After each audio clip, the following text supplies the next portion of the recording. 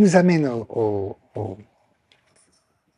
à l'ultime moment de notre entretien pour le moment, et qui est sur l'antifascisme et sa pertinence aujourd'hui.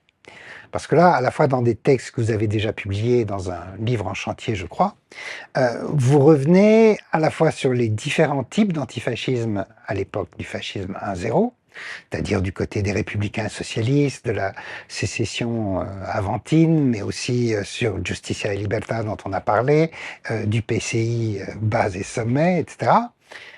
Mais aussi, vous revenez, je crois, et je crois que ça c'est un des objets principaux de votre livre en cours, sur les aveuglements quant à la nature du fascisme, tels qu'ils apparaissaient dans les années 20, chez les opposants, un petit peu dans tout le spectre.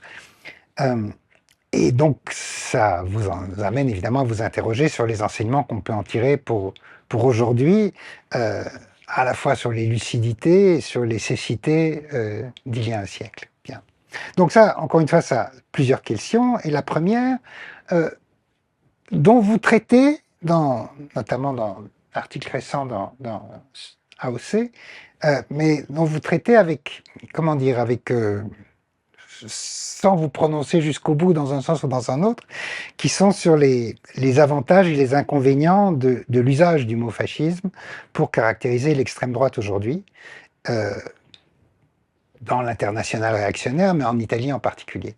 Donc si vous pouvez revenir un peu sur ces avantages et ces inconvénients. Ouais, je trouve que c'est des questions compliquées parce qu'en fait, dans le fait de parler de fascisme, on est pris dans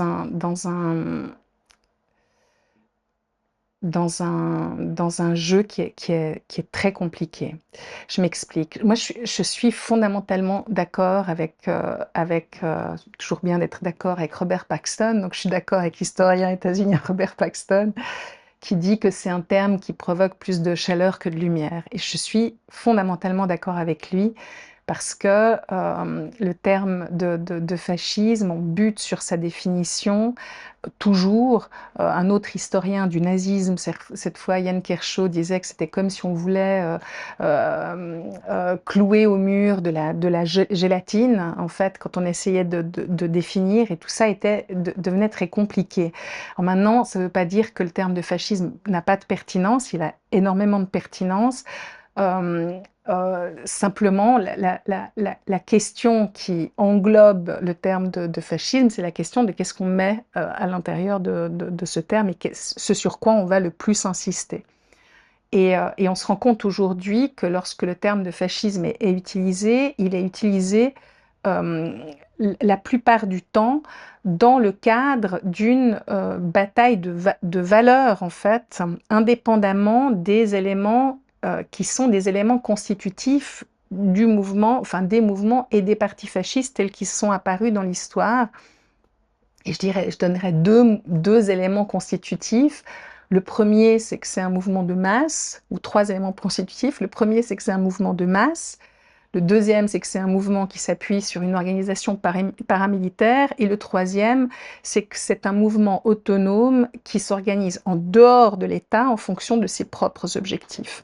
C'est les trois nouveautés principales que le fascisme apporte à la droite dans les années 20 et qui font que le fascisme est à tout point de vue un nouveau phénomène politique. Et c'est ces trois caractéristiques principales, à part le mouvement paramilitaire, mais disons, c'est ces trois caractéristiques principales qui ont été mal interprétées par l'antifascisme, qui n'a pas compris, et en particulier le fait que c'était un mouvement autonome organisé pour ses propres objectifs, qui n'a pas compris qu'il n'avait pas affaire à un mouvement traditionnel, classique, réactionnaire, mais qu'il avait bien affaire à un mouvement qui avait une volonté de devenir un mouvement de masse.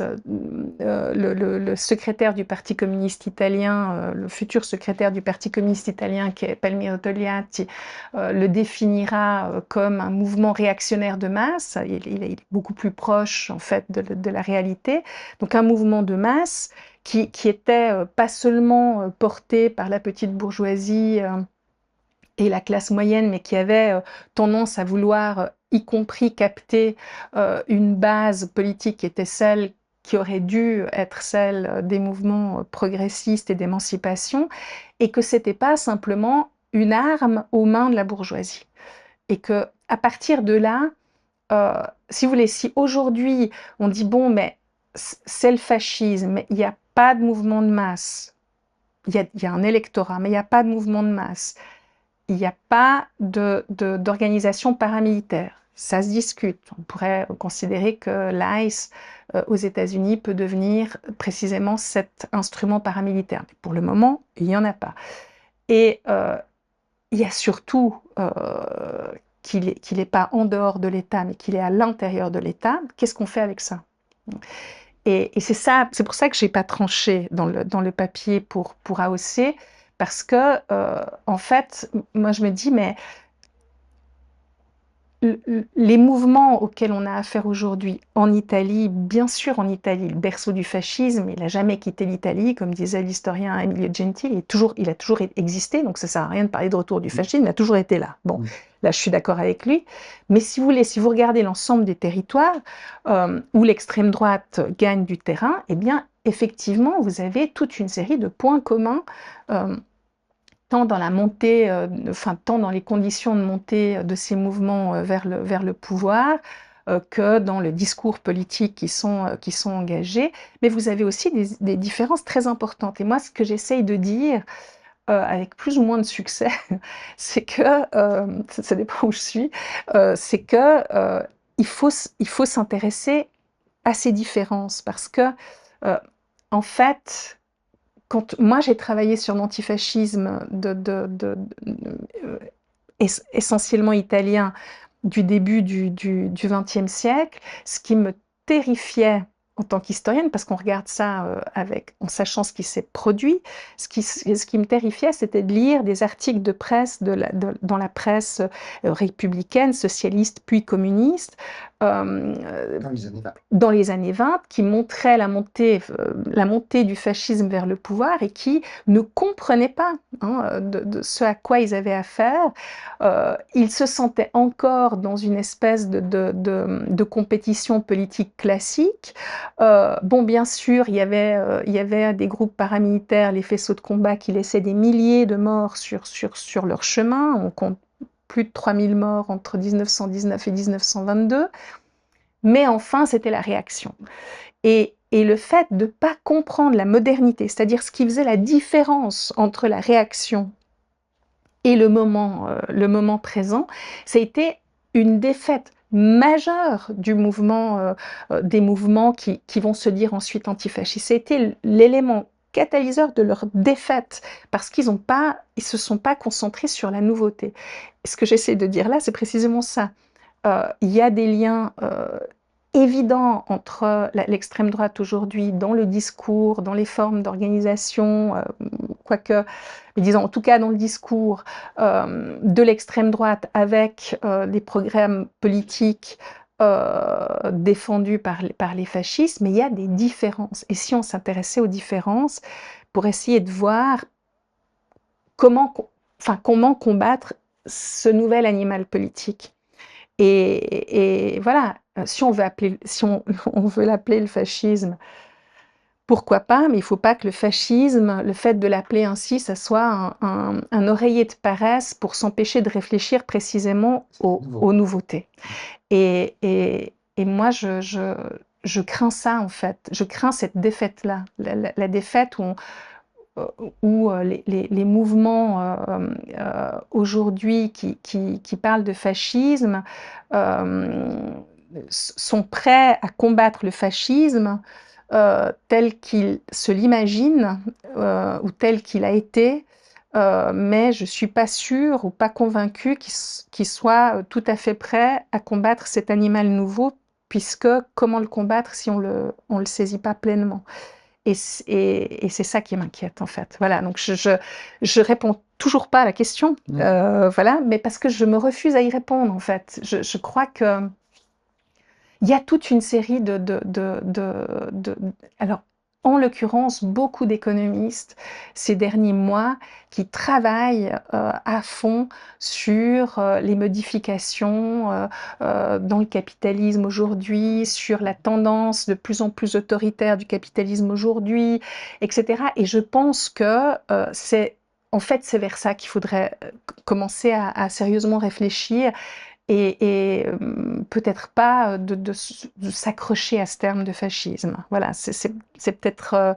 voilà, il y a un économiste qui s'appelle Bob Brenner qui parle de capitalisme politique. Il y a un petit livre qui est sorti sur le capitalisme autoritaire. Enfin, il y a toute une série de gens qui réfléchissent à ces questions, mais sur le terrain, disons. On va voir comment ça marche. Qui sont ces gens? Qui est-ce qu'ils arrivent à rassembler? Quelles sont les modifications? Quelle est la fragilité actuelle? Pourquoi? Enfin, et qui, au-delà des grands discours, j'aurais tendance à dire, liés aux caractéristiques, aux fameux 14 points d'Umberto Eco, eh bien, qui vont au-delà de ça et qui cherchent à comprendre concrètement ce qui se produit aujourd'hui sous nos yeux. Oui, la vertu principale de l'utilisation du mot, c'est de signaler qu'on n'est pas dans une situation normale. C'est-à-dire que quand vous disiez que quand vous regardez les textes des années 1920, en gros, dire c'est un mouvement réactionnaire, autoritaire, bref, c'est pas très différent de ce qu'on connaît de la droite habituelle. Donc il me semble que l'avantage, ça ne veut pas dire que c'est un avantage décisif, mais l'avantage de parler de fascisme, c'est une manière de signaler à plein d'égards.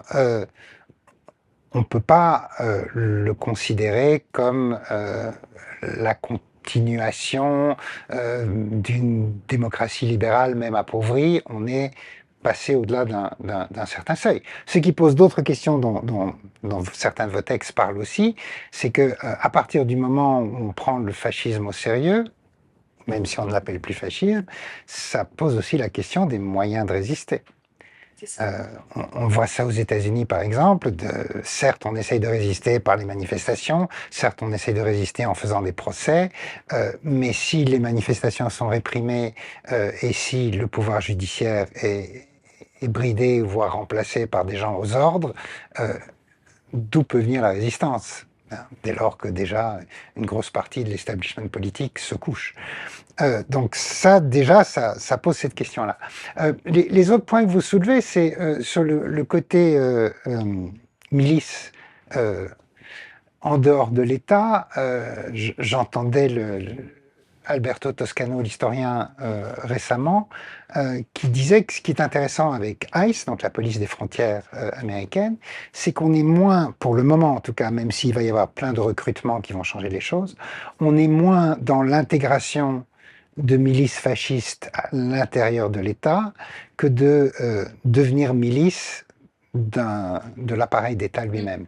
C'est-à-dire qu'il y a une véritable transformation, même si ICE était déjà très violent avant Trump, mais il y a la transformation de ce qui était un service de l'État, si on peut dire, en une véritable milice fasciste déchaînée. Tout à fait. Donc là, de ce côté-là, c'est une distinction, mais c'est pas une distinction décisive. L'autre grande question dont on traite beaucoup, c'est que, après tout, et ça vous le disiez aussi, le fascisme, c'est non seulement une volonté de pouvoir, mais une volonté d'hégémonie, au sens gramscien du terme. Donc la question est de savoir est-ce qu'ils veulent l'hégémonie ou pas, est-ce que Trump veut l'hégémonie ou pas, par exemple, ou Meloni. Ou est-ce que c'est simplement, si ce n'est pas l'hégémonie, alors c'est le pouvoir, et donc on se rapprocherait plutôt à un modèle de dictature type dictature sud-américaine, etc. Or, il me semble qu'on est ni dans ni dans l'un ni dans l'autre, mais un petit peu dans une espèce d'entre-deux, où il s'agit d'une espèce d'hégémonie partielle. C'est-à-dire, on veut garder le pouvoir hégémonique sur sa base. Et ça, la base, effectivement, on la travaille. Mais les autres, essentiellement, il s'agit de les exclure en changeant les règles électorales, etc. Ouais. Mais il s'agit en tout cas de bien garder la main sur la base. De là, le fait que des gens comme Trump, et peut-être Mélanie aussi, je ne sais pas, sont irremplaçables, d'une certaine façon, parce que eux seuls peuvent faire le lien, semble-t-il, avec cette base. Un Vance, par exemple, aux États-Unis, ne serait pas en mesure de tenir les différentes branches de cette affaire. Donc, tout ça, c'est des questions, mais en revanche, ce que vous soulignez, c'est vrai, c'est qu'il ne s'agit pas de créer un homme nouveau. Non, Ça il ne n'y a pas semble d'horizon. vraiment Ouais. pas le projet de qui que ce soit. Donc cette partie-là, manifestement, n'est plus d'actualité, probablement parce qu'il n'y a pas de projet de création d'un homme nouveau à gauche non plus, à laquelle il faut se mesurer. Donc toutes ces questions ouvertes. Le, bon, je pense, d'ailleurs, il s'est rendu irremplaçable. Je pense que c'est pas possible sans Donald Trump. Aujourd'hui, c'est aussi un personnage qui s'est construit depuis des années sur la scène médiatique. Il n'y a pas, il n'y a pas une série télévisée qui sont quand même diffusées massivement dans tous les foyers, y compris en dehors des États-Unis, où Donald Trump n'a pas été à un moment ou à un autre l'invité surprise sur ces... Ça a l'air d'être absurde, parce que ça a l'air d'être la petite histoire, mais en fait c'est très important. Il a été un personnage qui s'est aussi construit médiatiquement et qui a réussi à l'intérieur du Parti républicain, même s'il y a des tensions au sein du Parti républicain, et il faut voir jusqu'à quel point les tensions vont exploser ou pas face à cette prise de pouvoir de Trump, et il est incontournable. Je suis moins sûre de ça pour Meloni. Ça, je suis moins sûre pour ça, de ça pour Giorgia Meloni, bien que je vois pas, en y réfléchissant, je vois pas de personnage pour la remplacer. Mais elle s'est pas construite de la même manière, elle n'a pas pris le pouvoir de la même manière dans un parti qui était déjà existant. Elle a construit son parti avec des anciens du mouvement social italien. Les distinctions sont, à mon sens, assez, assez importantes. Puis je voulais revenir juste sur une chose, c'est que le fait de dire que c'est le fascisme, donc on est dans une autre situation que la situation du combat normal contre la droite, alors ça dépend, parce que ça dépend où. Parce que typiquement, en Italie, eh bien, le fait de dire que c'est le fascisme, ça ne mobilise plus personne, parce que ça fait 30 ans ou bientôt 40, que le fascisme est à chaque fois de retour dans le discours public et politique contre Berlusconi, contre Salvini, contre Meloni, etc. Et vous avez de moins en moins de mobilisation, y compris électorale, contre ce danger-là. Et ça, là aussi, du point de vue de lancer un drapeau et de dire attention, attention, on n'est plus dans la droite traditionnelle, même l'usage du mot, je suis plus sûre qu'il soit très En utile. Italie, Voilà. en Italie, il est usé. Il est Il usé, n'y a pas voilà. de...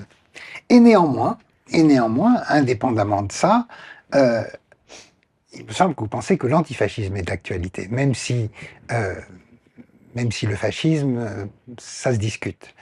Et donc la question est de savoir à quel titre, c'est-à-dire est-ce que c'est comme un héritage à réclamer, est-ce que c'est comme une ressource qu'on peut encore investir, ou est-ce que c'est une perspective pertinente sur la droitisation en cours. Donc quel usage privilégiez-vous de l'antifascisme aujourd'hui? Alors oui, je pense que l'antifascisme est utile aujourd'hui, et précisément parce que c'est pas l'antifascisme, c'est-à-dire c'est pas l'antifascisme tel que je le conçois, c'est pas l'anti-fascisme tel qu'il est écrit, par exemple, en anglais. Et donc c'est bien un tout. Et ce tout-là, et d'ailleurs c'est pas un hasard si précisément c'est l'antifascisme, que tout le monde est en train tout, à droite et à l'extrême droite ça paraît plus logique, mais à droite aussi, est en train de pointer du doigt comme étant un danger majeur pour la démocratie. en tout cas un des dangers majeurs pour la démocratie, c'est parce que précisément l'antifascisme, c'est une perspective, c'est à la fois un héritage des combats des victimes, de ceux qui ont lutté et qui sont morts pour l'émancipation humaine, l'égalité, et qui ont lutté non seulement contre le fascisme, mais aussi contre tout ce qui l'avait rendu possible. Donc c'est un héritage à récupérer absolument et à se faire fort, enfin à utiliser, parce que comme je le disais tout à l'heure, on ne peut pas envisager le futur sans lien avec le passé, donc c'est très très important de récupérer cet héritage-là, l'héritage d'un tout et d'une perspective politique qui a été construite au cours des années 20 et 30, qui s'est construite précisément, qui n'était pas évidente au départ, que l'antifascisme, c'est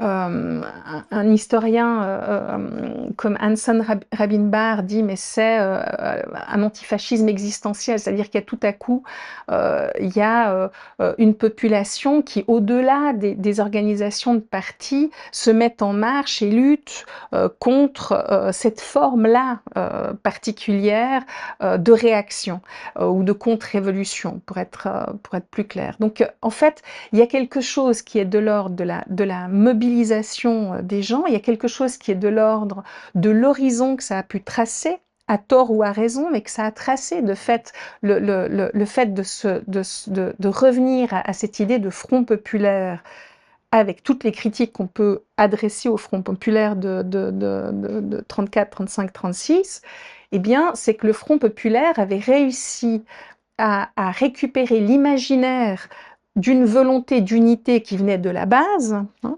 dans le cadre d'une perspective politique plus large qui visait, je disais, l'égalité, l'émancipation. Bon. Et c'est autour de ça, c'est-à-dire autour de cette perspective-là, que l'antifascisme est encore un élément qui parle, parce que, de fait, la bataille antifasciste qui a été menée dans les années 30 en particulier, et puis pendant la guerre de résistance, lorsque l'utopie était, lorsque en fait tout semblait possible de transformer, il était possible de transformer en fait le sort des gens, de bouleverser le sort du monde, d'arriver à d'autres formes politiques, parce qu'il fallait essayer de faire en sorte que le fascisme n'arrive plus au pouvoir jamais. Et donc, voilà. Et donc, toute cette perspective-là, elle a été rangée partout après la Deuxième Guerre mondiale. Elle a été abandonnée. Et c'est cette perspective-là qu'aujourd'hui encore, on essaye de frapper. Et c'est cette option, je dirais, cet horizon d'attente qui est l'objet de la répression aujourd'hui, qui est voulue par toute une série de gouvernements ou de mouvements d'extrême droite, qui sont évidemment tous hein, lancés juste après les déclarations de Donald Trump dans la chasse aux antifascistes et dans la proposition de toute une série de lois pour rendre l'antifascisme comme organisation terroriste, alors qu'on le sait. Voilà.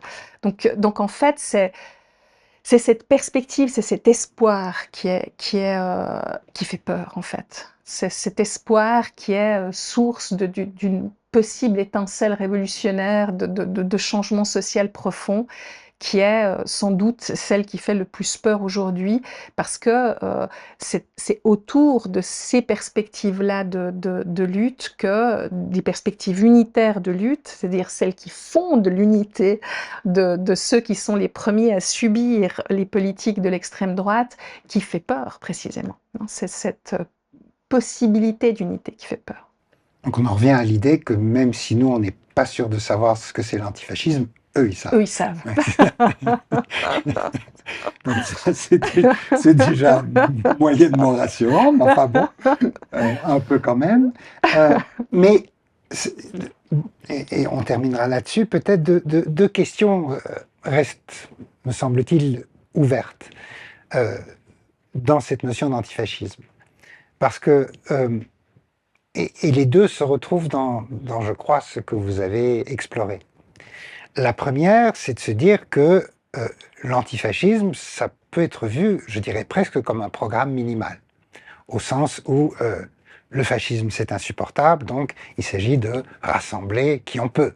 Et après tout, on pouvait voir ça, on peut ranimer, je sais pas moi, l'imaginaire des brigades internationales, avec Hemingway d'un côté, des anarchistes de l'autre, et donc c'est l'idée que ça peut ratisser large, y compris des libéraux honnêtes, sincères, etc. Bon, ça c'est une vision.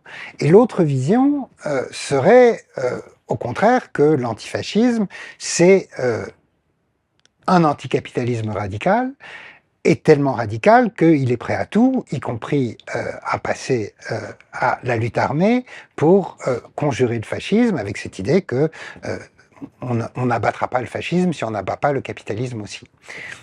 Et ce qui est intéressant avec l'antifascisme, c'est qu'il embrasse les deux, alors que les deux sont manifestement, sinon en contradiction, en tout cas en tension.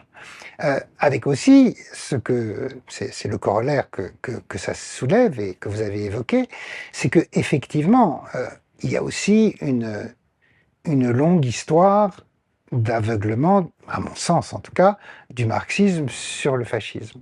Et cet aveuglement, il est dû au fait que précisément le fascisme est vu simplement comme la réaction de la bourgeoisie quand le libéralisme ne marche plus. Et que c'est une espèce d'idéologie de rechange ou de crise. Quand la révolution approche, on essaye de vendre le fascisme pour sauver l'affaire. Ce qui fait l'impasse sur beaucoup de choses, et en particulier, je crois que vous le disiez de manière différente, sur la désirabilité du fascisme. Or, il me semble qu'il y a aussi une tradition antifasciste, on pourrait la voir par exemple dans l'école de Francfort à l'époque, et Walter Benjamin en particulier, mais pas que, même Adorno quand il reparle de ça au début des années 60, mais aussi d'une certaine façon chez Georges Bataille à l'époque, d'une autre manière. On le revoit dans les années 60-70 du côté de Foucault, du côté de Deleuze-Guattari en particulier, cette idée de penser à quelles conditions le fascisme peut être désirable et désiré. Donc s'intéresser à son attractivité et non pas simplement au fait qu'il ne serait qu'un instrument. Mais ça, évidemment, ça entre dans le débat et de la question de savoir si l'antifascisme, c'est une espèce de grande ouverture humaniste à tout le monde, ou si c'est une manière de dire que c'est la révolution ou rien. Et comment on joue avec ces trois éléments-là. Bon, moi, disons, je dirais pas qu'il y a il y a un aveuglement du marxisme sur le fascisme. Je pense qu'il y a un aveuglement clair de la troisième internationale, disons, après 24, et des partis communistes sur le fascisme. Ça, c'est très très clair avec la politique catastrophique qui a été menée par le Parti communiste allemand juste avant l'arrivée d'Hitler au pouvoir. Le Parti communiste allemand disait que, entre autres choses, que la forêt social-démocrate était beaucoup plus dangereuse que l'arbre national-socialiste, et annonçait en janvier 1933, donc juste avant la nomination d'Hitler, qu'il n'y avait aucun risque que Hitler arrive au pouvoir. Donc il y a un aveuglement réel d'une partie des leaders politiques des partis communistes dans le cadre de la Troisième Internationale. Mais chez les militants, je pense qu'il y a des choses, je tiens à le dire parce que c'est vrai, sinon voilà, chez les militants, il y a des choses tout à fait extraordinaires qui ont été écrites et sur lesquelles on continue encore aujourd'hui à réfléchir. Il y a ce texte de 1923 de Clara Zetkin qui est dans mon bouquin. Il y a les textes d'approche de Gramsci, alors bien sûr les textes de Gramsci en prison, mais aussi les textes d'approche de quand il est encore, qui peut encore réagir et analyser la situation. Il y a des libertaires qui travaillent sur ces questions. Donc il y a des choses qui sont intéressantes dans la gauche antifasciste et y compris chez les marxistes. il y a un historien italien qui disait il faudrait voir en fait l'analyse marxiste du fascisme dans les années 20-30 comme un work in progress. C'est-à-dire qu'il y a ce qu'on voit dans les partis communistes traditionnels et les programmes qui sont défendus par les partis communistes sous l'hégémonie stalinienne. Et puis, il y a effectivement ce qui est développé hein, par toute une série d'intellectuels qui sont de près ou de loin liés au marxisme, parce que le marxisme a apporté énormément d'éléments de réflexion. Alors, je ferme la parenthèse, mais pour moi, c'est important de le dire. Maintenant, c'est vrai que la question de la désirabilité, c'est une question vraiment, à mon avis, essentielle. Alors j'ai ce texte, j'en avais d'ailleurs discuté avec mon compagnon, mais j'étais pas sûre de vouloir le mettre et c'est lui, donc on va rendre à César ce qui est à César. C'est mon compagnon qui m'a dit tu dois absolument mettre ce texte et donc j'ai pris l'option de mettre le texte de Wilhelm Reich sur comment susciter la révolte. Parce que Wilhelm Reich, c'est celui qui le plus au sein du Parti communiste avant qu'il soit expulsé et qui, enfin, voilà, autour de l'école de Francfort ensuite, et aussi dans le lien avec Erich Fromm qui parle de fuite de la liberté, enfin bon, qui va le plus s'intéresser au fait que les gens qui adhèrent au national-socialisme, c'est pas des gens qui se sont trompés ou qui sont victimes d'un leurre, bon, mais c'est des gens qui, qui décident d'y adhérer. Et il faut donc comprendre pourquoi ils décident d'y adhérer pour pouvoir les extraire de ce parti et les amener à la lutte plus fondamentale qu'ils sont censés avoir pour eux-mêmes et pour l'avenir. Et c'est vrai que c'est un angle mort, ça a été longtemps un angle mort, la question de la désirabilité.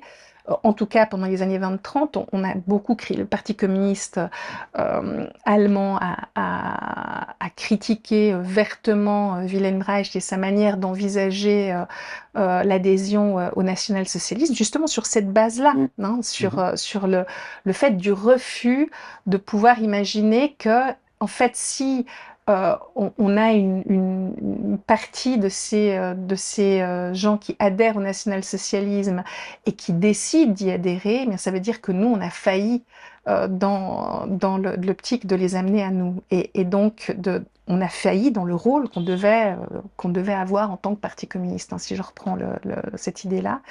Et à partir de là, c'est un angle mort et qu'on voit encore en fait dans l'héritage est encore là aujourd'hui. C'est-à-dire qu'encore aujourd'hui, il est très difficile de dire, mais enfin, euh, il y a toute une série de gens qui votent pour ces options-là aujourd'hui, qui soient majoritaires ou fortement minoritaires. Et la question, c'est pas de se dire qu'ils sont simplement en colère ou qu'ils se trompent, c'est pourquoi diable est-ce qu'ils votent pour ces options-là? Et essayer de trouver des réponses, de dialogue pour essayer de comprendre, de comprendre concrètement les mécanismes qui les poussent à voter pour une frange de partis, enfin pour des partis d'extrême droite. Tout un programme. Tout un programme. Merci beaucoup. Merci à vous.